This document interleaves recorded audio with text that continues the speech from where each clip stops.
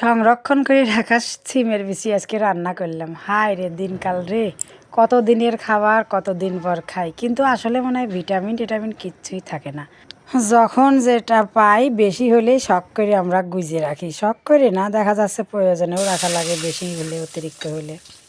তো একটু সবজিও রান্না করে নিলাম তাড়াহুড়া করে। ঘুমের থেকে ওঠা মাত্র যা দেরি, তারপরে তো শুরু হয় সংগ্রাম। আমরা যারা গৃহিণী, যারা ঘরে থাকি, তাদের কাজ কামের ধরনই তো আবার আলাদা। সারা দিন চলতে থাকে কাজ, মনে করে কাজের শেষ নেই। আর যারা চাকরি করে মহিলারা, তাদেরও কষ্টের শেষ নেই, তাদের জীবনযাত্রা আবার অন্যরকম। আসলে মেয়েদের জীবনে এরকম, চাকরি করো বা না করো, মানে সারাদিন অবসরবিহীন কাজ চলতে থাকে। ওই যে গতকাল দেখাইছিলাম মাছ ভাজি করে রাখছি আমার ছোট্ট রান্নাঘরে। আজকে সেই মাছ আমি লাউ দিয়ে যে রান্না করে নিচ্ছি। সব কিছু রেডি করে রাখলে আসলে রান্না করতে দেরি হয় না।